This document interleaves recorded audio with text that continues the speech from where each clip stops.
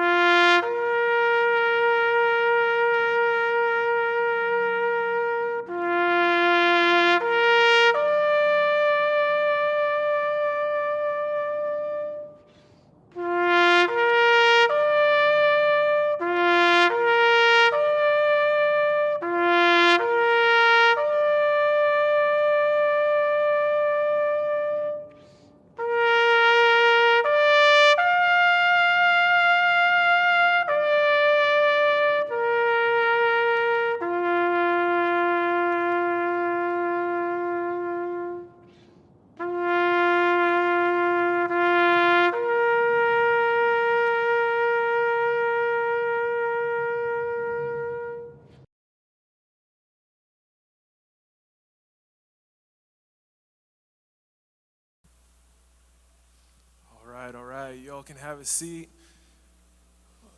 What an awesome video, right? Let's give our media department a hand because they did such an awesome job with that. As Pastor Mike said, I'm Nate Worth, and my family, I don't know where you're all at, can't see right there. If you all stand up for me. If you guys don't know, this is Brooke. Those are my kids. Those are her grandparents who get to join us today. And we get we get the awesome privilege of spending every Sunday with your children. And as a grown man, I did not know that I would be excited all week long to come hang out with a bunch of 4- and 5-year-olds, but it's awesome. So all you kids out there, I hear you out there, you guys are awesome. But this video is important this Memorial Day because it's important to remember what this weekend is all about. And it's more than just hot dogs and hamburgers, a parade, the furniture sales. We get so busy that we can actually miss what Memorial Day is all about. And just a fun fact, let's start with the history on Memorial Day. If you didn't know, it started actually following the Civil War, and it was celebrated by individual communities coming together and remembering those who had died while serving. And it actually was celebrated for 100 years before it was even officially made a federal holiday. In 1966, Waterloo, New York was the first town that was recognized for having an official Memorial Day service. It was called Decoration Day at the beginning, and it transitioned to Memorial Day. And in New York, they would shut down all their businesses to go and remember those who had served.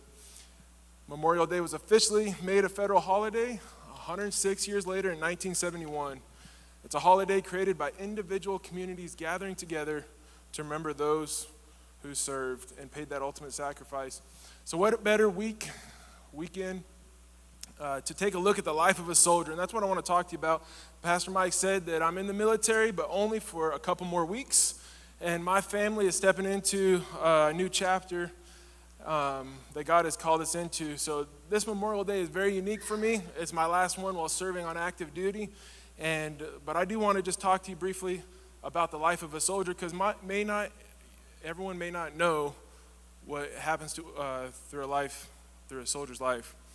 So did you know that the average service member, they join before they're 21 years old? Many start at 17 years old or 18. You can enlist as early as 17.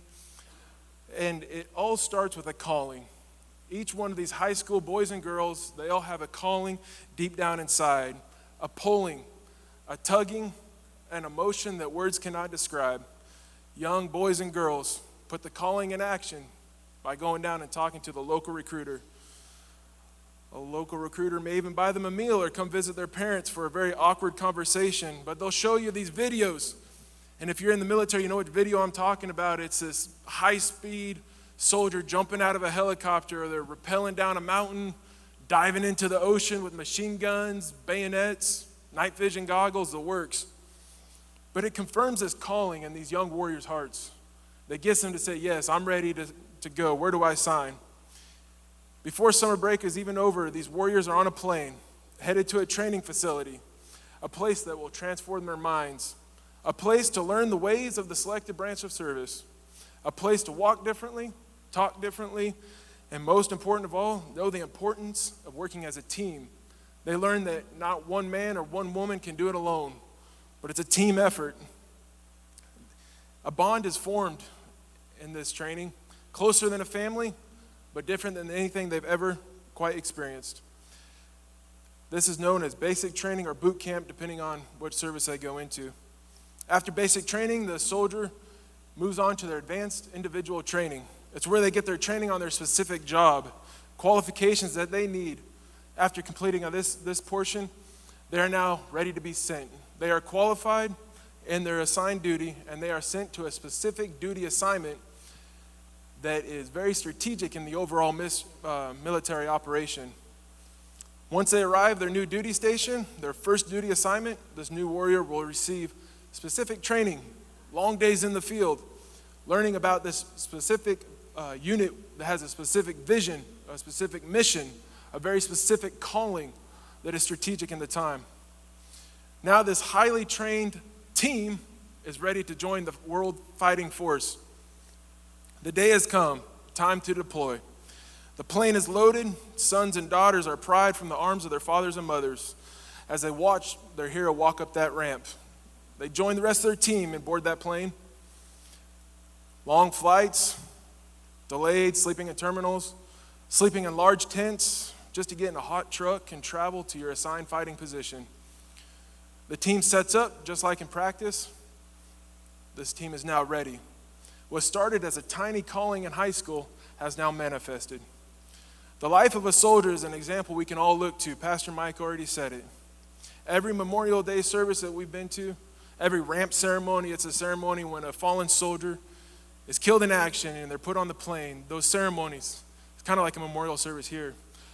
A funeral service, any one of these services that I've been to, there's always been one verse that's echoed, even by the world. They recognize that this life of a soldier imitates something that we're here to celebrate today. It imitates the life of Jesus Christ.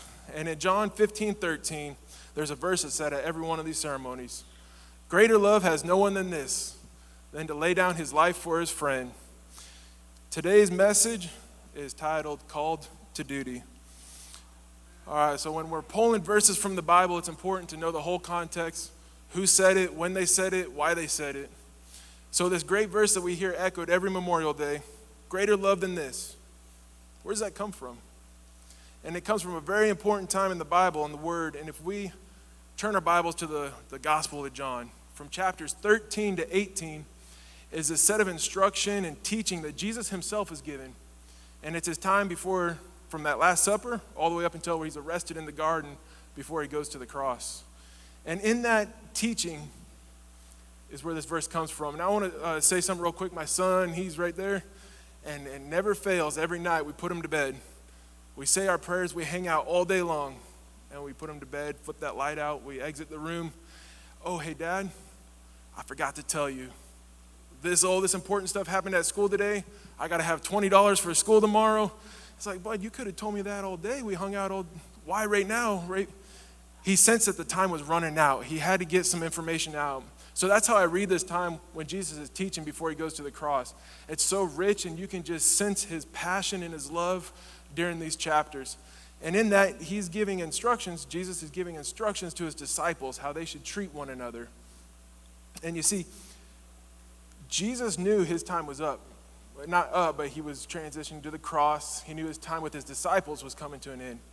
John 14:19, he said, this is Jesus speaking, "A little while longer and the world will see me no more, but you will see me because I live, you will also live." He's giving them that warning. He's letting them know. They didn't quite understand it, but he was letting them know right then, hey, I'm about to be gone, so you all need to listen up to what I'm saying.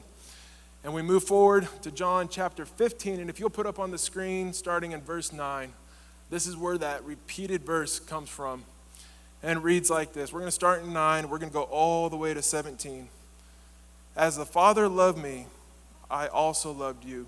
Abide in my love. If you keep my commandments, you will also abide in my love. Just as I have kept my Father's commandments and abide in his love." Jesus is saying right here, look, I've kept and I've been obedient to my Father's commandments. I've abided in his love. I'm giving you an example. Verse 11, "These things I have spoken to you, that my joy may remain in you, and that your joy may be full. Be obedient to the things I'm telling you, so that you may be full of joy." Verse 12, "This is my commandment, that you love one another as I have loved you, because greater love has no one than this, than to lay down one's life for his friends. You are my friends, if you do whatever I command you." Now, if you study that in the Bible, anytime someone was called a friend of Jesus or a friend of God, like Abraham was called a friend of God, it was because of their obedience. "You are my friends if you do whatever I command you. No longer do I call you servants, for a servant does not know what his master is doing, but I have called you friends. For all things I heard from my Father, I have made known to you." And check this out in verse 16. "You did not choose me." Jesus is saying, you did not choose me, "but I chose and appointed you." How many times do we feel like we made the right choice? We got righteous and we cleaned up our lives and we went ahead and made that choice to find Jesus and follow after him. He's saying, you didn't choose anything. I called you. If we read in other parts of this Bible, we read that we are predestined, we are called, we are appointed, and we are sent before we are even placed in our mother's womb. Let's keep reading. "But I chose and appointed you, that you should go and bear fruit, and that your fruit should remain, that whatever you ask in the Father in my name, he may give to you. These things I command you, that you love one another. Obey, receive his joy, just as he did with the Father." He obeyed his Father. He lived in that joy. He's saying, be obedient and abide in my love and be full of joy, even if it means laying down your life for a friend. Just as a young boy in high school or a young girl in high school responds to that call, they take that first step to go talk to that recruiter. Now, the recruiter's job is to know you, identify your skills, your qualifications, test you, and find the best place for you in the overall mission. In our walk with God, we have something better than a recruiter. One that tells us no lies, no empty promises to get you to sign a dotted line. Before Jesus is arrested in the garden, and this is in chapter 17, if you'll pull up John 17:17, right before he's arrested, he's praying. He's praying for two people here. He's praying for the disciples, and he's praying for the future believer. In this passage, just Jesus praying. And he says, "Sanctify them by your truth. Your word is the truth." You see, we've all been called. We've all been sent for this time. You walk through those doors back there for a reason. We may be aware of that calling that God has on our life, but if we never open this word, we'll never know what the promises or the benefits are of joining his team.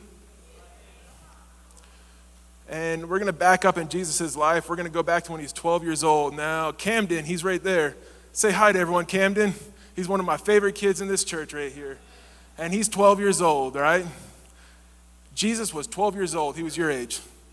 And Jesus, his parents, Mary and Joseph, took him down to the Passover feast in Jerusalem.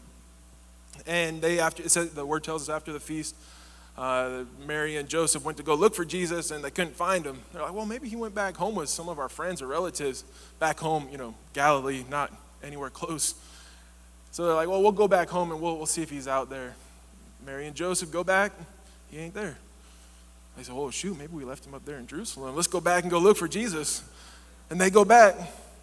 It says 3 days time passed, and they found Jesus. He was in the temple. This 12-year-old boy in the temple. Joseph and Mary are like, whoa, dude, where you been? And look what Jesus said in Luke chapter 2, verse 49. Jesus said, why do you seek me? Do you not know that I must be about the Father's business? This 12-year-old boy knew he had a calling on his life, but he knew that he needed to be in the Word. He needed to know what the truth said. He needed to know how to walk it out. A soldier signs that dotted line and is sent off to basic training or that boot camp, a place for them to be transformed, learn the doctrine, customs, and courtesies that are the backbone of the military. How to shoot, move, and communicate as a team, the basic fundamentals.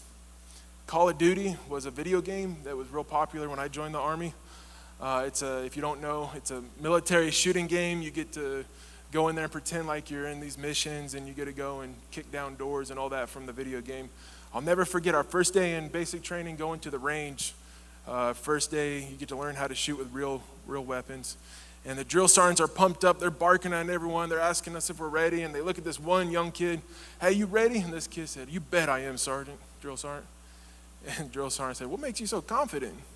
He's like, I'm real good at Call of Duty. I'm going to be just fine out there on that range. Man, that boy couldn't shoot to save his life. You know what I'm saying? The drill sergeants ate him up. Our walk with God is no different. We can say, God, I'm ready to answer that call. Let's do this. But sometimes we have an expectation of the way it's supposed to look.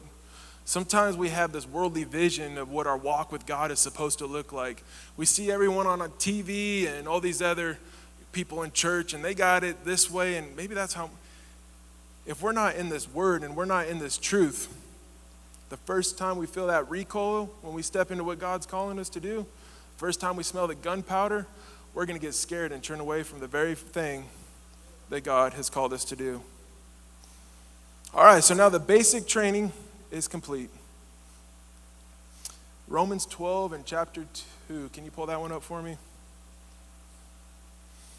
Do not be conformed to this world, but be transformed by the renewing of your mind, that you may prove what is good and acceptable to the perfect will of God. When we answer that call, that's that transformation we're talking about. All right. So basic training is complete. The new soldier is now living a new life, a new mindset, a new rule book. Now it's time to go into that specialized training that we were talking about, that specialized job that's going to be very important to their next unit, their overall mission. When we commit and enter into the service for his kingdom, we all have a specific job to do. And in Romans chapter 12, if you read a little bit further down, Paul's giving instructions and he's teaching on what humble service looks like. And he talks about this thing called the body. And he says we're all part of the body, but we've all been given a specific assignment, a special function that makes that body move.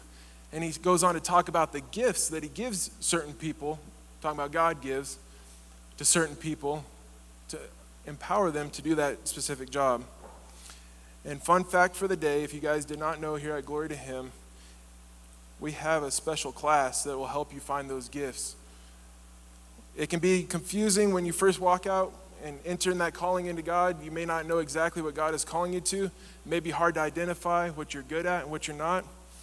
But if you go to glorytohim.com or the gthchurch.com and you go to their signups, they got something called Growth Track.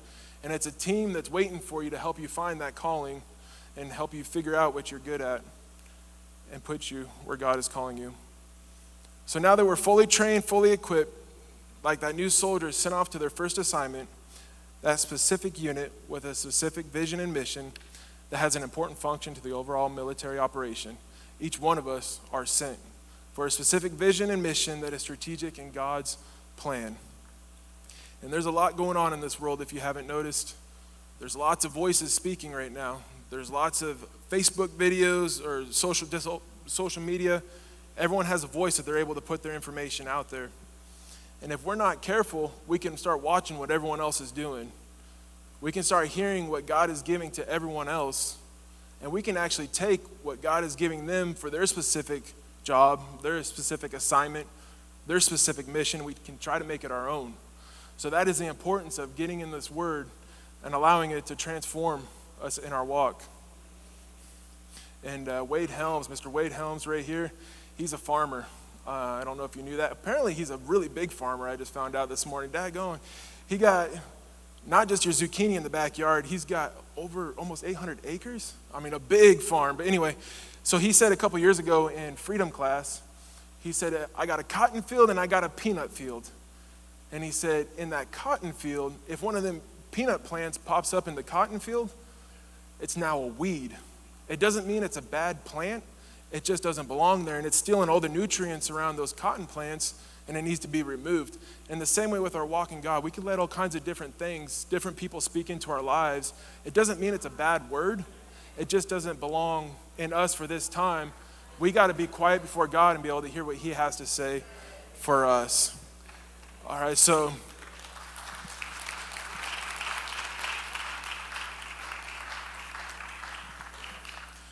you guys may have noticed this table that's sitting up here. There's one out in the foyer as well.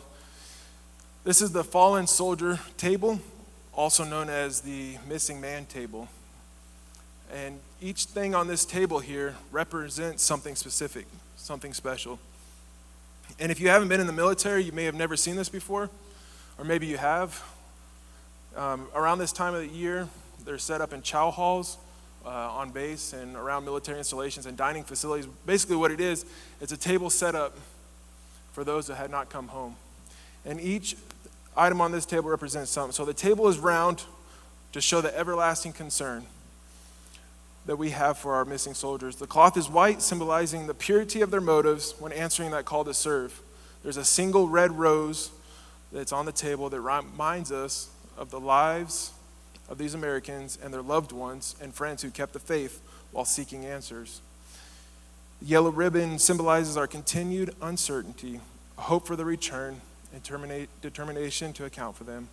A slice of lemon reminds us of their bitter fate for those that were captured or prisoners of war. A pinch of salt represents the tears of our missing friends and family. The lighted candle reflects our hope for the return. The Bible represents the strength gained through faith to sustain us and those lost from our country, founded on as one nation under God. And the glass is inverted to symbolize their inability to share a toast. The chair is empty. They are missing. So each one of us, you may have thought this was something completely different until I explained it to you or you read it out there in the foyer. If you knew about it, this chair may have already meant something to you.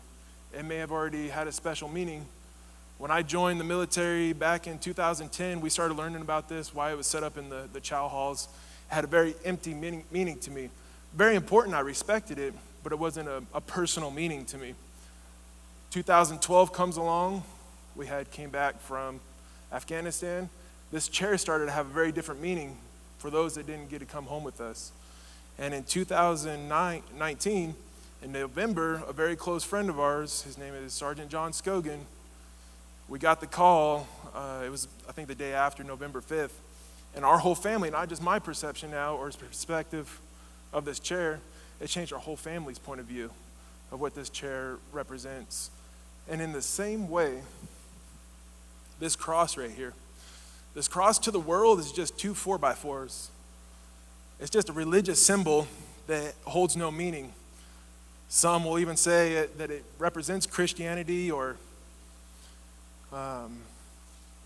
living right, walking right.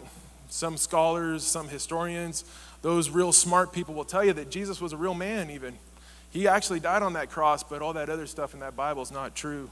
But as we just heard from Pastor Mike, everyone has a different experience what this cross means to them.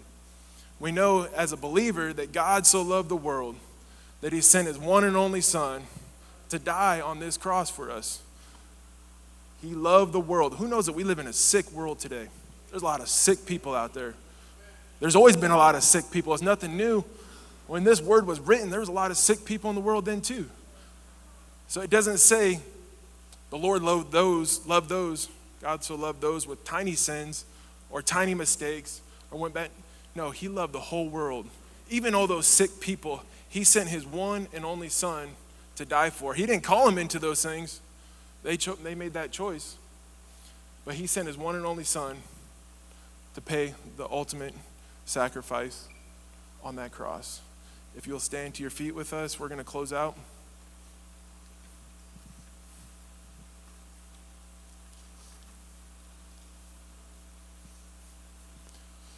Now this cross, you may have came in here and you never had heard that story before. Maybe you didn't know that God sent his one and only son, and maybe you might be thinking that you've gone too far, that you can't come back to this cross. You may think that you can only be a Christian if you live a certain way. Whatever it may be, I'm here to tell you, and you heard through the different testimonies, that God sent his son to die for you. All right, that's all I have. Thank you.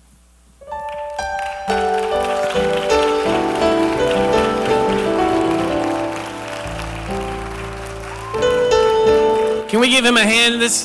I don't know if you know how hard that is. That's awesome. Very, very awesome. Just to kind of add to what he's saying, if you are here this morning and you'd say, Pastor Mike, man, I want to make sure I'm looking at that cross the right way. See, I talked about how when I went to Washington, the exact same thing, not exact same thing, by no means, but the same way your eyes opened by your experience, my eyes were open to the fact that I had been taking my freedom for granted by like 35 years at that point. You know, sometimes when we look at this cross, I think we take our freedom for granted. I think we look at this cross and it represents something different for all of us, but we lose sight. We lose sight of what it meant originally when we started. When God says to take up your cross, follow me. And if that's you this morning, you're saying, Pastor Mike, we want to follow. If everybody just close their eyes for a second, because we don't want anybody to feel judged, that's not what we're here for. We're here to share hope, to give life. But if you'd say that, if you just raise your hand for us, we just want to pray with you this morning. Thank you for that hand. Thank you for that hand. Thank you for that hand. We're just going to say a little prayer and you just repeat after us. And like Pastor Nate said, we do have the growth track. We'd love for you to come. We're not here to do anything but help you figure out who you're supposed to be. We're here to help you figure out what God called you to do. Because we were all called to do something different. And when we all put it together, it's miraculous. And so this morning, if you'll just repeat after me. Dear Heavenly Father, thank you for your Son that died for my sins. I pray that you would forgive me. I believe in my heart that you are the one true God. I repent of my sins and ask that you would take me in to your family. In Jesus' name, amen, amen. Thank you. That's all, and that's what it's all about. Last thing I want to say is to Pastor Nate and Brooke, of course, we never want to forget that just because one person is there, we work in twos around here. I don't know if you guys know that. We work in couples because we know God called us to work together. And she has to sacrifice just as much as he has to sacrifice, if not more, because she's taking care of twins while he's up here working. So we understand how that works out. I'm thankful that God put someone like you guys in my own kid's life. Someone that I know is back there teaching them the word. Because at the end of the day, like you said it, if we don't know the word, we're going to get washed away. And so I want to take this moment just to say thank you for what you are doing. I know it's not always rewarding. I get that. I've been in ministry long enough to know, but at the end of the day, we know we do ministry not for the reward here, but for the reward up there. And that's what I want to say thank you guys for. You're awesome. You're doing a fantastic job. You're doing very, very good. And if you've not joined a team yet, guess what they need? They need help. So join their team. They're doing a fantastic job back there. and we would love to have you back there. Thank you guys for coming. I hope you have a happy Memorial Day. I hope things go great today. Take a moment to remember those that died for your freedom, and enjoy the rest of your weekend. We'll see you guys on Wednesday, first Wednesday. Don't miss out.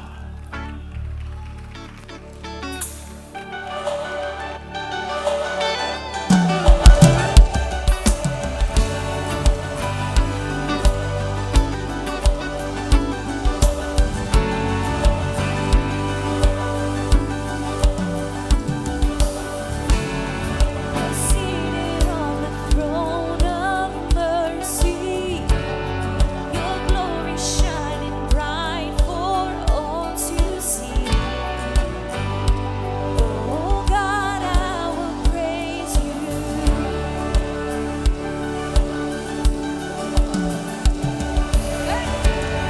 Magnificent with grace unending.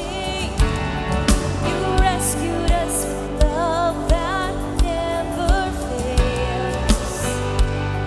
Oh God, I will praise you.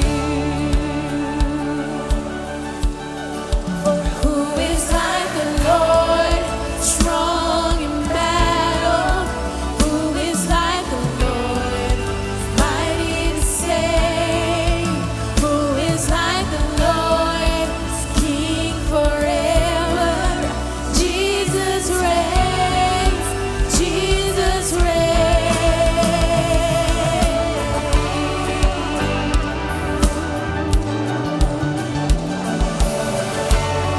I know that you are always with me. Your presence goes before